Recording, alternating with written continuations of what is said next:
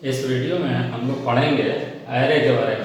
तो सबसे पहले एरे क्यों पढ़ते हैं, तो जो पिछले क्लास में हम लोगों ने पढ़ा था कि अगर हमें सम ऑफ 2 नंबर करना है तो 2 नंबर को हम लोग डिक्लेयर कर दें, ए और बी। तो ए को डिक्लेयर कर दिए, बी को डिक्लेयर कर दिए और हम इसे दोनों को डेटा देंगे और सम कर देंगे। सपोज हमें 5 नंबर को सम करना है तो ऐसे केस में सी डी ई ऐसे हम डिक्लेयर करेंगे। तो अगर हम लोग ये मान लेते हैं कि 50 नंबर को हमें सम करना है तो 50 वेरिएबल इस तरह से डिक्लेयर करना मुश्किल है। किसी तरह से कर सकते हैं, तो मान लीजिए 500 5000 अगर वेरिएबल्स हों, इनको डिक्लेयर करना बहुत मुश्किल काम हो जाएगा। और हर एक का देख सकते हैं कि डेटा टाइप क्या होगा, इंटीजर टाइप। तो 5000 वेरिएबल 50,000 5 लाख वेरिएबल को इस तरह से सम करना हो तो डिक्लेयर करना बहुत मुश्किल काम हो जाता है। इसकी वजह से हम लोग एरे पढ़ते हैं। तो दूसरी जो प्रॉब्लम है इसके थ्रू, सपोज हम लिख देते हैं इंट ए, लिख दिए a इक्वल टू 5। तो इस तरह से a इक्वल टू 5 हम लोग स्टोर कर दिए। फिर आगे चल के a कोडिंग के बाद a इक्वल टू 10 कर दीजिए, तो यहाँ पर हम लोग का 10 आ जाएगा उसी लोकेशन पर। तो कहने का मतलब है कि जो मेमोरी एलोकेट किया गया है उसी पर ओवरराइट कर दे रहा है। तो ओवरराइट कर दे रहा है, तो अगर हमको पुराने वाले डेटा की आवश्यकता हो इसकी, तो ये दोबारा नहीं आएगा, क्योंकि ये जो नए वाले वैल्यू है वो उसी पर 5 के ऊपर ओवरराइट कर दिया है। तो पुराना वाला डेटा चला जा रहा है। एक प्रॉब्लम ये है, तो इसका जैसे देख सकते हैं कि सपोज हमें रोल नंबर कितने 500 स्टूडेंट का रोल नंबर स्टोर करना है। तो अब हम इस तरह से roll number 1, roll number 2, roll number 3, इसी तरह से रोल नंबर 500 देना पड़ेगा और सबका याद करना होगा कि किसका कौन सा रोल नंबर है। ये मार्क्स के लिए स्टोर कर सकते हैं, तो नेम अलग अलग हो जा रहे हैं।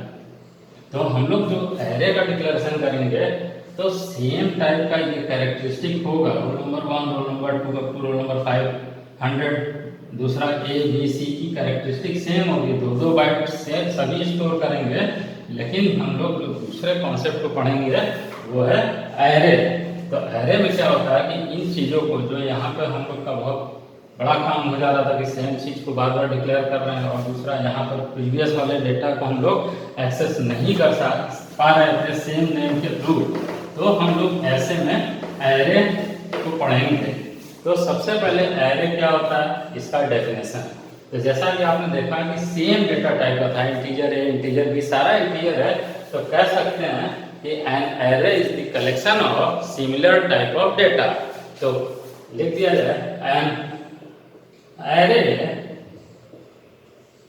Is the collection of similar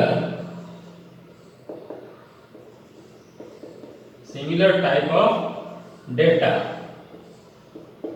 तो ये होगा डेफिनेशन। तो कहने का मतलब कि एरे क्या है, collection of similar type of data, जिसका डेटा टाइप जैसे इंटीजर हो, कैरेक्टर हो, फ्लोट हो, तो सभी जो डेटा उसके अंदर स्टोर करेंगे सभी का क्या होगा, सेम टाइप का डेटा होना अनिवार्य है। तो एरे में हम लोग देखते हैं, अब इसी को अगर हम लोग डिक्लेयर करेंगे, अभी जो बात कर रहे थे हम लोग कि इंटीजर ए इंटीजर बी, किस तरह से हम लोग उसको एक साथ सिंटेक्स के माध्यम से हम लोग स्टोर करेंगे, तो देख सकते हैं डिक्लेरेशन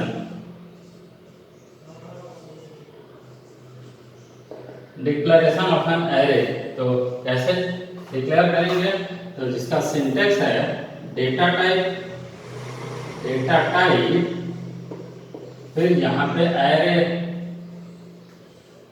नेम, एरे का नेम, और यहाँ पे साइज ऑफ एन एलिमेंट।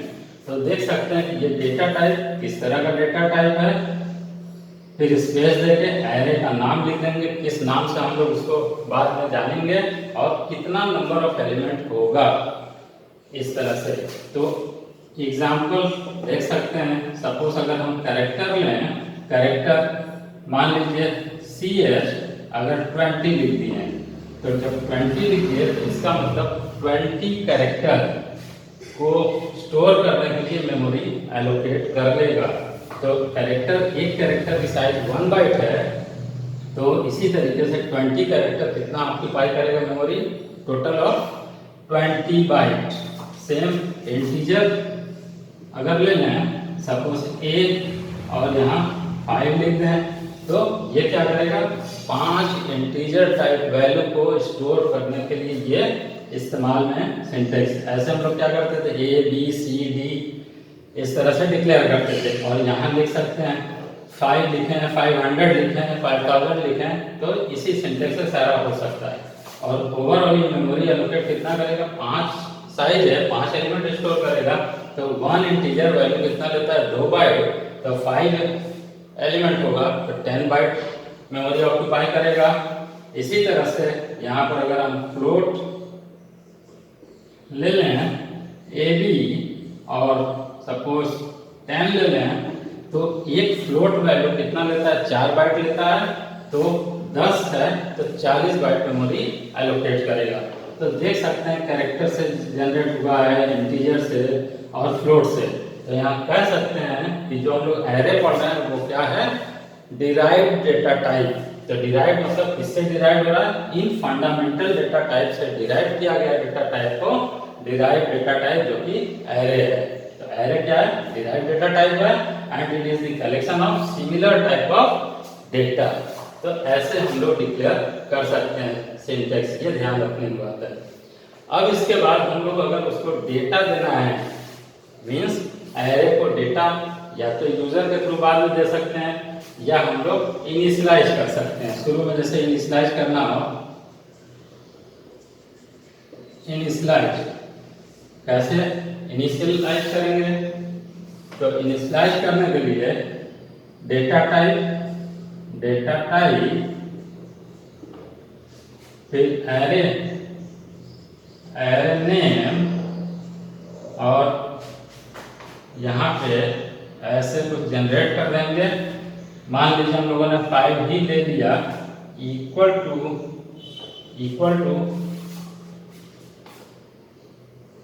यहाँ पे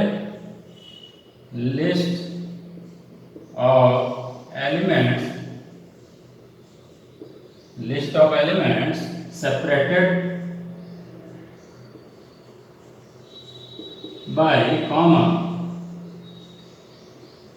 इस तरह से। तब एक चीज ध्यान रखेंगे कि ये हम लोग जो 5 लिखे हैं, 10 लिखे हैं, जो साइज है, ये जो साइज यहाँ पर हम लोग लिख रहे हैं ये वैरी करेगा। लेकिन एक चीज ध्यान रखेंगे कि हम जब इनिशियलाइज करेंगे यहाँ पर list of element separated by commerce जब लिख रहे हैं, तो इसकी लिखने की आवश्यकता नहीं है। वो अपने आप जितने भी एलिमेंट लिखेंगे वो काउंट करके मेमोरी को एलोकेट कर देगा। तो पता लगा गलती से ये नंबर काउंटिंग करने में गलत हो गया और यहाँ पर लिख दिया तो गलत होगा, तो इसको हम लोग छोड़ सकते हैं, ये ऑप्शनल है। फॉर एग्जाम्पल सपोज इंट ए ऐसे दे दिया गया, एरे नेम ये हो गया, डेटा टाइप हो गया, और ये बताता है एरे, और list of element means suppose 5 हो गया, 7 हो गया, 3 हो गया, 8 हो गया एंड 2 हो गया। तो इस तरह से यहाँ पर चाहे तो 1 2 3 4 5 काउंट करके लिख सकते हैं, या नहीं भी लिखेंगे तो ऑटोमेटिकली ये 5 एलिमेंट मतलब 10 बाइट मेमोरी ऑक्यूपाई कर देगा। तो ये है हम लोग का इनिशियलाइजेशन। अब initialisation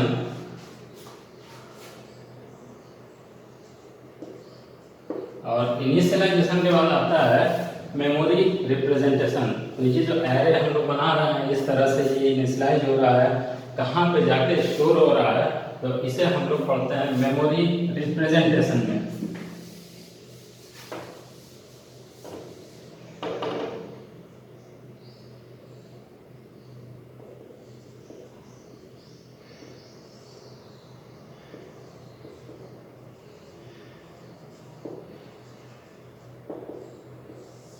memory representation of an array.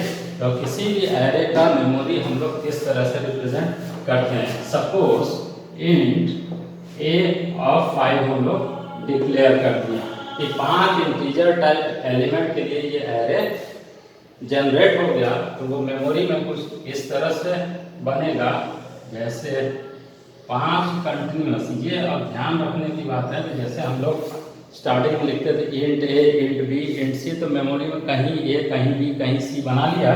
लेकिन जब हम एरे की बात करते हैं तो एरे हमेशा कंटिन्यूअस, जो कॉन्टिन्यूअस मेमोरी लोकेशन होगा, लगातार मेमोरी को एलोकेट करेगा। अगर एक एड्रेस होगा तो दूसरा उसके बाद आने वाला एड्रेस होगा, फिर उसके बाद आने वाला, इस तरह से कंटिन्यूअस लोकेशन वो एक्सेस करेगा, लेगा। तो यहाँ देखिए 5 एलिमेंट के लिए 2 3 4 एंड 5, 1 2 3 4 5। अब हम लोग अगर यहाँ एरे की बात कर रहे हैं तो ए मतलब सभी के लिए हो गया, तो हम इसी एलिमेंट को एक्सेस करेंगे कैसे? हर एक को इंडिविजुअल ट्रीट कर सकते हैं, एक्सेस कर सकते हैं, इसको भी इसको भी इसको भी, सबको हम लोग एक्सेस कर सकते हैं। लेकिन इस तरह से एक्सेस करेंगे ये होगा। तो अब यहाँ पर हम लोग जो एक्सेस करेंगे तो सबका कुछ ना कुछ नाम दे देंगे। तो अब देखिए याद रखिएगा कि जो साइज होगा एरे का, वो 0 से लेके साइज -1 तक चलेगा एरे में। तो जो अगर हम लोगों ने लिया है 5, तो 0 से लेके 4 तक चलेगा, 5 - 1 4 तक चलेगा। तो फॉर एग्जांपल a ऑफ 0 इसको हम जानेंगे, a of 1, a of 2, a of 3, a of 4। जैसे यहाँ पर लिखा है 5, तो 0 से लेके 4 तक चलेगा ये एरे। तो इस तरह से हम लोग इसको ले लेंगे, एक्सेस करेंगे। पहला वाले को 0 से a of 0, a1, a2, a3, a4, इस तरह से हम लोग जानेंगे। तो जैसा कि पिछले क्लास में पॉइंटर हम लोगों ने बात किया था, तो हर एक लोकेशन का कोई ना कोई एड्रेस होगा। तो मान लेते हैं कि इसका फर्स्ट एड्रेस होगा 100। तो अगर इंटीजर वैल्यू हम लोग ले रहे हैं तो अगला कितना होगा? 2 बाइट के बाद 102, नेक्स्ट 104, 106, 108। इस तरह से सभी का हम लोग एड्रेस। अब सपोज इनिशियलाइजेशन के थ्रू या किसी तरीके से हम लोग इसको डेटा सप्लाई कर दें, जो भी 5 3 8 2 और 6, तो किसी तरीके से हम लोग डेटा इसको दे दिए, या तो इनिशियलाइज कर दीजिए या तो हम लोग बाहर से वैल्यू सप्लाई कर देंगे। तो इस तरह से हम लोगों ने दे दिया। तो अब मेमोरी रिप्रेजेंटेशन के केस में हम लोग को ये देखना है कि किसको किस नाम से संबोधित करते हैं। तो यहाँ पर जो 100, 102, 104, 106, 108 है, इसको हम लोग कहते हैं address. L value means location value. Location मतलब एड्रेस, किसी भी एलिमेंट का उस एरे में किसी पोजीशन का एड्रेस। अब उसके बाद जो इसके अंदर होगा, इसको हम आर वैल्यू के नाम से भी जान सकते हैं, मतलब रियल वैल्यू, या कह सकते हैं value at this particular address. किसी भी एड्रेस पर क्या वैल्यू होगा उसको हम लोग ये 5 3 8 2 6 को वैल्यू इस्तेमाल कर सकते हैं। अब जो यहाँ पर 0 है, 1 है, 2 3 और 4, इनको हम कहेंगे इंडेक्स और सबस्क्रिप्ट। इंडेक्स और सबस्क्रिप्ट मतलब कि इंडेक्सिंग आगे पढ़ेंगे तो ये 0 A1 लिखने की आवश्यकता नहीं होगा, सिर्फ 0 1 2 मतलब एक के 0 वाले पोजीशन पर, 1 वाले 2 वाले पोजीशन पर क्या क्या हम नाम से इनको जानते हैं, तो ये इंडेक्स और सबस्क्रिप्ट कहेंगे। अब जो ये इंडेक्स या सबस्क्रिप्ट से 0 1 2, जो सबस्क्रिप्ट से जो वेरिएबल बनेगा, जैसे यहाँ पर ये A0, A of 1, A of 2, A3, A4, इसको कहेंगे सबस्क्रिप्ट वेरिएबल।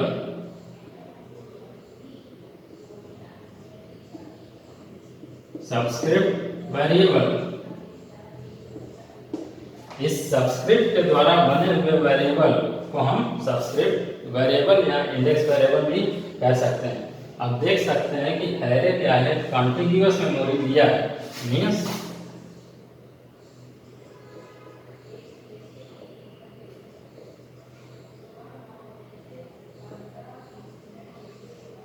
कॉन्टिग्यूअस मेमोरी मतलब कि एक कंटिन्यूअस वे में होना चाहिए। तो अब देखिए ये जैसे एरे है, स्ट्रिंग टाइप का लग रहा है, लेकिन ट्रेन में सभी को मिलाकर ट्रेन करते हैं, लेकिन जो पहले आगे आगे चलता है उसका नाम अलग होता है इंजन। तो सेम उसी तरीके से यहाँ पर जो पहला एड्रेस होगा, सभी को एड्रेस कहते हैं, सभी को एन वैल्यू कहेंगे, लेकिन जो फर्स्ट वाला एड्रेस होगा उसको करते हैं हम लोग बेस एड्रेस। बेस एड्रेस तो जब हम लोग फंक्शन में पास करेंगे किसी एरे को, अभी तो पिछले क्लास में देखा गया था एक एक वैल्यू पास कर रहे थे, जब हम फंक्शन के अंदर इस वैल्यू को पास करेंगे इस एरे को, तो इस बेस एड्रेस के थ्रू ही हम लोग पास करेंगे। बेस एड्रेस जहाँ जाएगा, जैसे इंजन ट्रेन का, बाकी सारा डेटा उसी के अकॉर्डिंग नेक्स्ट पे चलता चला जाएगा। तो इस तरह से हम लोग कह सकते हैं कि ये मेमोरी रिप्रेजेंटेशन है एरे का, कि कंटिन्यूअस मेमोरी लोकेशन लेता है और इसमें किन चीज़ों को किस नाम से हम लोग जानते हैं या संबोधित करते हैं। पहला सब्सक्रिप्ट वेरिएबल, ये पूरा लोकेशन को, A0 की अगर बात करेंगे तो ये डेटा, A1 की बात करेंगे तो ये डेटा, A2 की बात करेंगे तो मीन्स 8, ऐसे हम लोग ये बाकी जो होगा एड्रेस होगा, ये आर वैल्यू कह सकते हैं, address value at this address, पहले को बेस एड्रेस, और बाकी जो सब्सक्रिप्ट है 0 1 2 3 4 इन सबको इंडेक्स और सब्सक्रिप्ट कहते हैं। तो इस तरह से ये मेमोरी रिप्रेजेंटेशन होगा इस एरे को देखने के लिए। अब हम लोग एक सिंपल सा प्रोग्राम ये देख लें, एक एरे हम लोग जनरेट करें और उसके अंदर सब कुछ डेटा सप्लाई करें और उसे सिंपल प्रिंट कर दें, जिससे पता चले कि किस लोकेशन पर कैसे एक्सेस करता है। तो देखिए, सपोज एक प्रोग्राम स्टार्ट कर लें, वर्ड मेन से प्रोग्राम देख लें, फिर यहाँ से जैसे ही या और इंट a ऑफ 5 ये बना लिया, तो अब ये क्या करेगा, मेमोरी में इस तरह से 5 एलिमेंट के लिए स्पेस बना लेगा, 1 2 3 4। पहले को हम लोग A0 बोलेंगे, A1 A2 A3 A4, इस तरह से बाकी एड्रेस जो होगा अभी आवश्यकता नहीं है, तो इस तरह से हम लोग बना लेंगे। अब हम लोग इसके अंदर डेटा दें, तो डेटा देने के लिए तो कई तरीका है, एक तो सीधे यहीं पर इनिशियलाइज कर सकते हैं तो डेटा चला जाएगा। अब हम लोग इनिशियलाइज कर देंगे तो वो इनिशियल वैल्यू हर जगह वही हो जाएगा। अगर हम लोग ये करें कीबोर्ड से दें, तो अब देखिए इस लोकेशन को एक्सेस करने के लिए एक सिंपल ये एक तरह से वेरिएबल है, जैसे लिख दें A ऑफ 0, अगर 5 लिख दें तो 5 A0 पर, इसी तरह से A1 लिख दें 7 तो 7 यहाँ चला जाएगा। तो ये एक एक लिखना, अगर एरे साइज 50 है 100 है तो एक एक लिखना बड़ा मुश्किल होगा, ये भी इनिशियलाइजेशन टाइप का हो जा रहा है।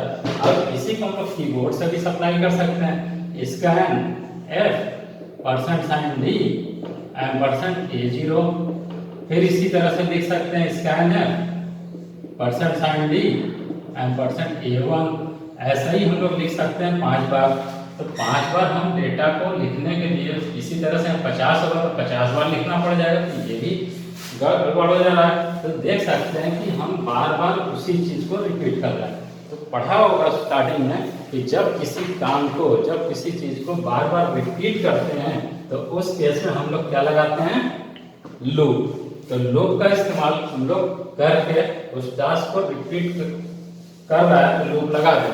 तो अब देखिए कि फॉर लूप सपोज हम लोग लगा दिए, फॉर एक काउंटर ले लें i इक्वल टू, देख सकते हैं कि एरे में सी लैंग्वेज में हम लोग का लूप कहाँ से स्टार्ट होगा, एरे कहाँ से स्टार्ट होगा, 5 है तो 0 से लेकर 4 तक चलेगा ही चलेगा। तो हम लोग i कहाँ से स्टार्ट करें, 0, i लेस देन 5 है तो 4 तक चलेगा, तो less than 5 i plus plus, इसका मतलब जो लूप चलेगा i इक्वल टू 0 चलेगा, 1 चलेगा, 2 चलेगा, 3 चलेगा, 4, इसके हिसाब से। अब हम वैल्यू को इनपुट करा दें, स्कैन है %d %a ऑफ i। अब ये यहाँ पर थोड़ा सा ध्यान रखेंगे कि क्लास में लोग क्या करते हैं, प्रोग्राम में 0 लिख देंगे। अगर 0 लिख दोगे तो बार बार इसी पर रिपीट करेगा, तो ये पॉसिबल नहीं है। तो यहाँ पर आई अगर हम लोगों ने लिखा तो एक बार आई इक्वल टू 0 होगा, फिर 1 होगा, फिर 2 होगा, 3 होगा, इस तरह से चेंज होगा। इसलिए यहाँ पर वेरिएबल लिखेंगे और देख सकते हैं, एक बार देख लीजिए आई 0 कंडीशन सही है, यहाँ पे अंदर आ गया। फिर यहाँ पर कीबोर्ड से इंटीजर वैल्यू ए और 0, आई 0 है तो ए 0 पर चला गया, मान लीजिए 5। तो फिर इसके बाद यहाँ आया, यहाँ से वापस आया, तो अब I equal to 1 condition true. फिर यहाँ आ गया अंदर, फिर अब कितना हो जाएगा, कीबोर्ड से इंटीजर वैल्यू ए ऑफ 1 में चला गया, मान लीजिए 7 डाल दिया। फिर यहाँ से वापस आया, आई कितना हो गया 2, ये भी कंडीशन ट्रू है, अंदर आया यहाँ, फिर यहाँ पर ए ऑफ 2 पे स्टोर कर दिया, सपोज 3 कर दिया। फिर वापस गया यहाँ से, अब ये 3 ले लिए, कंडीशन ट्रू। यहाँ आया स्कैनर %d ए ऑफ 3, ये भी 3 पे मान लीजिए हम लोगों ने 6 दे दिया। फिर यहाँ से आया, अब कितना हो गया 4, ट्रू कंडीशन। देन अंदर आ गया, फिर कीबोर्ड से इंटीजर वैल्यू कहाँ पर आई 4 है तो ए ऑफ 4 यहाँ पे सपोज 2 हम लोगों ने दे दिया। फिर वापस आया, अब ये कितना हो गया 5, तो 5 लेस देन 5 नहीं होगा, इट मीन्स ये फॉल्स होगा, तो इसको ब्रेक करके आगे चला जाएगा। तो अब हम लोग देख सकते हैं कि इस लूप का इस्तेमाल करके इस सारे एरे के अंदर हम लोग डेटा सप्लाई कर दिए। अब एक चीज ध्यान रखिएगा कि यहाँ पर अगर हम लिख दे रहे हैं print enter the number, print के अंदर, तो ये 5 बार आउटपुट स्क्रीन पर देगा एंटर द नंबर। तो अगर हमको लिखना ही है तो यहाँ पर लिखेंगे एंटर द नंबर, एक बार आएगा, बाकी 5 बार डेटा सप्लाई हो जाएगा। तो इस तरह से ये ध्यान रखेंगे, ध्यान लिख सकते हैं। अब आई का इस्तेमाल है तो यहाँ आई लिख सकते हैं। फिर अब इसी को प्रिंट करना है, तो प्रिंट करने के लिए किसी एक एलिमेंट को तो प्रिंट नहीं करेंगे, जैसे हम लोगों ने यहाँ लिख दिया printer %d I A of I. तो अब देखिए इसमें ये क्या करेगा, आई कितने पर ये ब्रेक हुआ, आई 5 पर ब्रेक हुआ, तो ए ऑफ आई यहाँ पर 5 कहाँ से प्रिंट करेगा, नहीं करेगा, गार्बेज वैल्यू दे देगा कुछ न कुछ, तो आई नहीं। लेकिन हमें क्या करना है, स्टार्टिंग से एंड तक को प्रिंट करना है, इसलिए फिर से लूप हम लोग चलाएंगे और फिर जाके प्रिंट करेंगे। तो फॉर लूप उसी तरह से आई इक्वल टू 0 से लेके आई लेस देन 5, आई प्लस प्लस, और यहीं पे स्कैन प्रिंट करेंगे तो पॉइंटर पर आ जाएगा मेमोरी से, तो प्रिंटर %d और ए ऑफ आई। तो अब ये क्या करेगा कि यहाँ से देखिए आई 0 होगा, तो 0 कंडीशन सही है, ए 0 वाले को प्रिंट लगा दिया तो 5 आ गया। अब चाहे तो यहाँ पर /n लगा सकते हैं, तो नेक्स्ट लाइन पर आएगा, /t लगाएंगे तो आगे आएगा।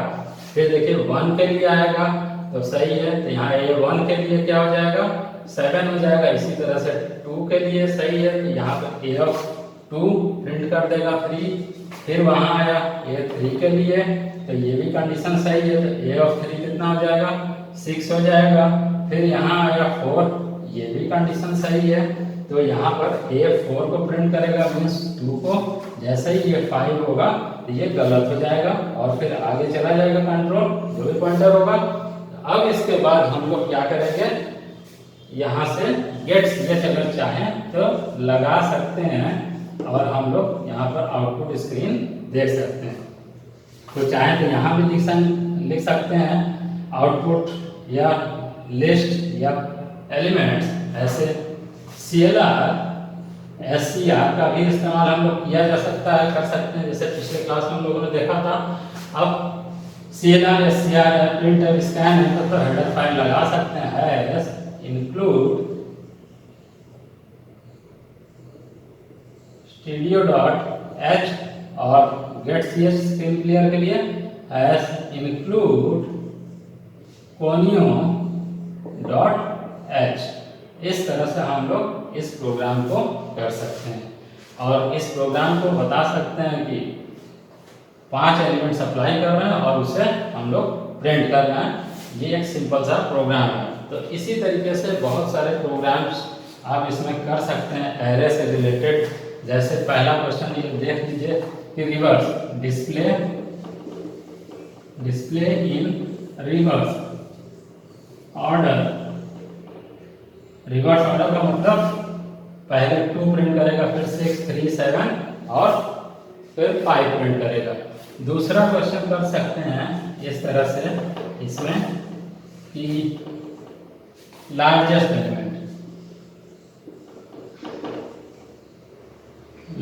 एलिमेंट को सर्च करना है। तो इसमें से सपोज दिया हुआ लिस्ट है, इसमें से लार्जेस्ट एलिमेंट हम लोग को अगर निकालना हो तो ये लार्जेस्ट एलिमेंट 7 होगा। अब इसके बाद थर्ड है सर्चिंग मतलब किसी भी दिए हुए लिस्ट में सर्च करना कि कोई भी दिया हुआ एलिमेंट है या नहीं, to check whether the given element is present और नॉट। सपोज 3 सर्च करना है, 2 सर्च करना है, तो इसमें एक लिस्ट देख सकते हैं। फोर्थ है सॉर्टिंग का प्रोग्राम दिए हुए लिस्ट में, गिवन लिस्ट में असेंडिंग या डिसेंडिंग ऑर्डर में लिखने को हम लोग सॉर्टिंग कर सकते हैं। तो प्रोग्राम तो बहुत हो सकता है कि इसमें से हम लोग प्राइम नंबर को सेलेक्ट करें, कितने ये एलिमेंट्स हैं, कितनी फ्रीक्वेंसी है किसी नंबर का जो रिपीट करे, बहुत सारे प्रोग्राम हो सकते हैं। तो इसको हम लोग बाद में डिस्कस करेंगे। फिलहाल ये एरे के बारे में हम लोगों ने देखा और इस क्वेश्चन को करके प्रैक्टिस कर लीजिएगा। Thank you.